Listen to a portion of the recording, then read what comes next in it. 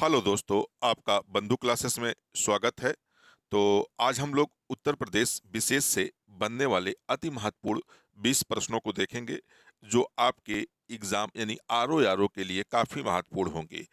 तो आइए आज के सेशन का पहला प्रश्न देखते हैं। पहला प्रश्न है दोस्तों, उत्तर प्रदेश में किसान मित्र योजना कब शुरू की गई थी? तो उत्तर प्रदेश में किसान मित्र योजना की जो शुरुआत थी वो 18 जून 2001 से की गई थी। यानी 18 जून 2001 से किसान मित्र योजना की शुरुआत उत्तर प्रदेश में की गई थी। तो आपका जो राइट आंसर बन जाएगा वो कौन बन जाएगा? डी वाला बन जाएगा। अगला प्रश्न देखते हैं।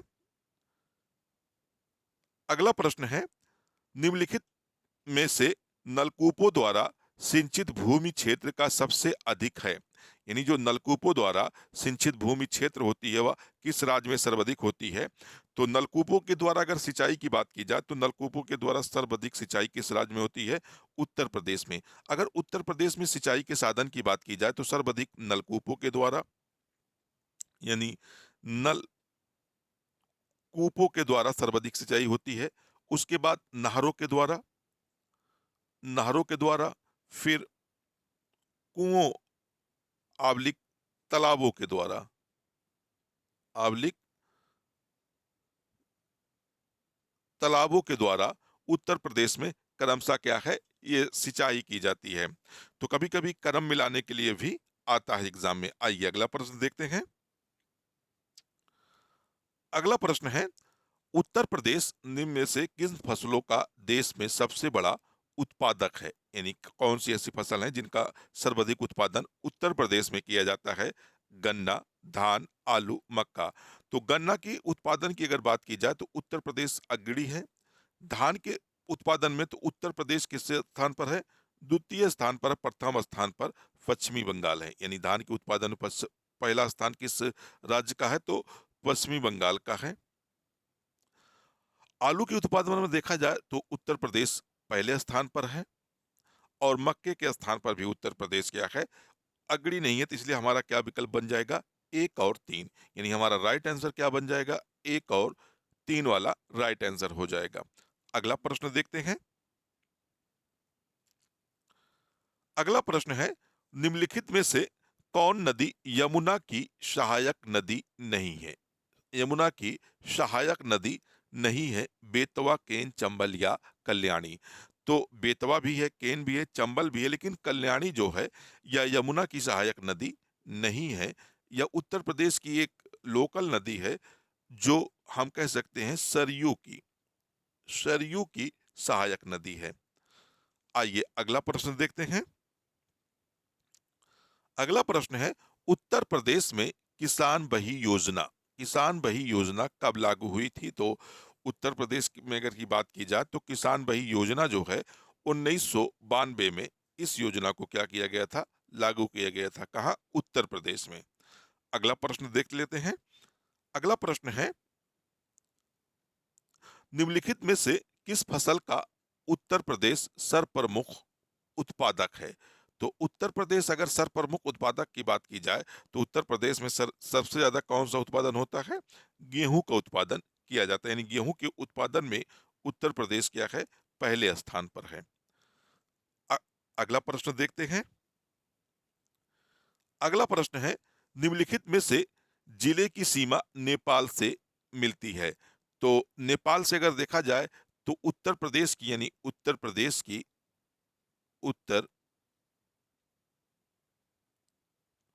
उत्तर प्रदेश की 7 जिलों की सीमाएं नेपाल से मिलती हैं। तो इनमें से कौन ऐसा है जो उत्तर प्रदेश का जिला है वह नेपाल से सीमा बनाता है? तो महाराजगंज। यानी महाराजगंज क्या है, नेपाल से अपनी सीमा बनाता है। बाकी बलिया, बस्ती और गोरखपुर नेपाल से सीमा नहीं बनाते हैं। अगला प्रश्न देखते हैं। अगला प्रश्न है, उत्तर प्रदेश में सिंचाई का सबसे बड़ा स्रोत है? तो उत्तर प्रदेश में अगर देखा जाए तो सिंचाई का जो सबसे बड़ा स्रोत है वह कौन है? नलकूप है। सेकंड नंबर पे अगर बात करें तो तालाब है। थर्ड नंबर पे तालाब है। और सेकंड नंबर पे आपका नहर के द्वारा की जाती है। और कुओं के द्वारा भी थर्ड, या हम कह सकते हैं फोर्थ नंबर पे इसके द्वारा भी की जाती है। नलकूपों के द्वारा प्रथम स्थान पर है ये, यानी पहले स्थान पर नलकूपों के द्वारा, यानी सबसे बड़ा स्रोत उत्तर प्रदेश में सिंचाई का नलकूप ही है। आइए अगला प्रश्न देखते हैं। अगला प्रश्न है, निम्नलिखित में से उत्तर प्रदेश किस फसल का सबसे बड़ा उत्पादक नहीं है? यानी इसमें पूछ रहा है कि उत्पादक नहीं है, तो सबसे बड़ा उत्पादक नहीं है चावल, गेहूं, आलू, गन्ना। तो इसमें चावल का यानी धान का सबसे बड़ा उत्पादक ना होकर उत्तर प्रदेश सेकंड यानी दूसरे नंबर पर है। बाकी तीनों फसलों में उत्तर प्रदेश उत्पादन के मामले में अग्रणी राज्य है। आइए अगला प्रश्न देखते हैं। अगला प्रश्न है, निम्नलिखित में से कौन सा जिला बुंदेलखंड क्षेत्र का है? तो बुंदेलखंड क्षेत्र का इसमें से कौन सा जिला है? तो चंदौली, औरैया, महोबा या एटा। तो इसमें जो बुंदेलखंड क्षेत्र का जिला है वह कौन सा है? महोबा है। यानी महोबा जिला जो है यह बुंदेलखंड क्षेत्र में शामिल किया जाता है। आइए अगला प्रश्न देखते हैं। अगला प्रश्न है, उत्तर प्रदेश को कुल कितने पारिस्थितिकी क्षेत्रों में बांटा गया है? तो उत्तर प्रदेश को अगर पारिस्थितिकी क्षेत्र की बात की जाए तो उत्तर प्रदेश को 20 पारिस्थितिक क्षेत्रों में बांटा गया है। आइए अगला प्रश्न देखते हैं। अगला प्रश्न है, उत्तर प्रदेश का सबसे महत्वपूर्ण नकदी फसल कौन सी है? यानी सबसे महत्वपूर्ण नकदी फसल कौन सी है? तो उत्तर प्रदेश की सबसे महत्वपूर्ण जो है नकदी फसल कौन सी है? गन्ना है। यानी गन्ना जो है उत्तर प्रदेश की एक वाणिज्यिक फसल है। आइए अगला प्रश्न देखते हैं।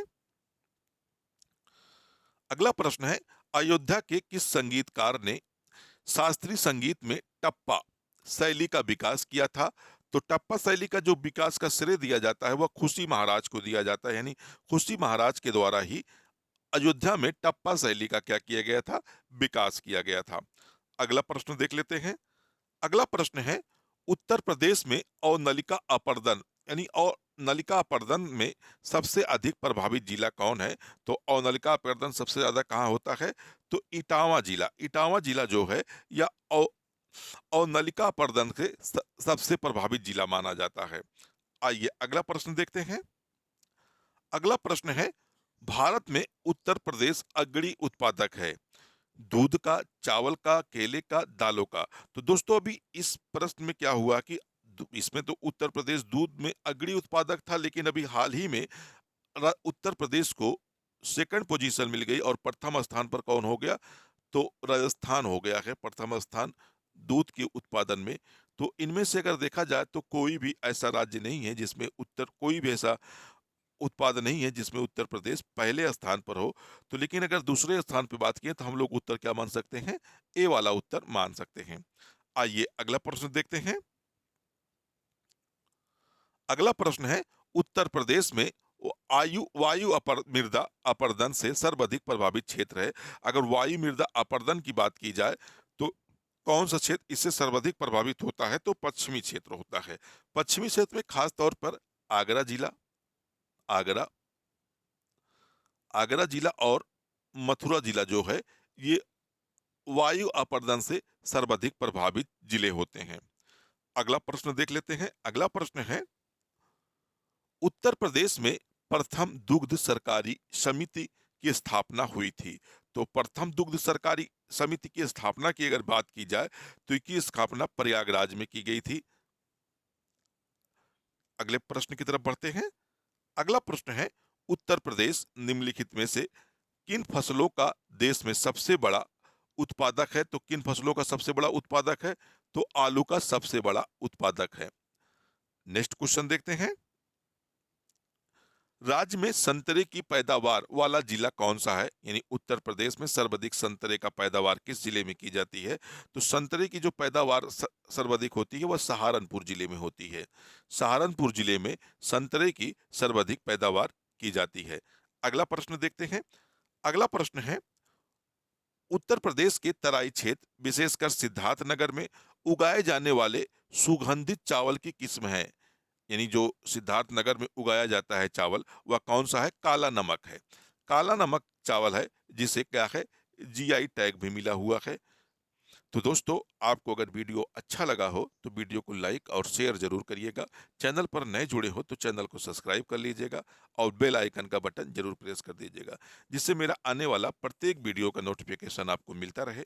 फिर मिलते हैं नेक्स्ट वीडियो में। जब तक के लिए धन्यवाद। जय हिंद दोस्तों।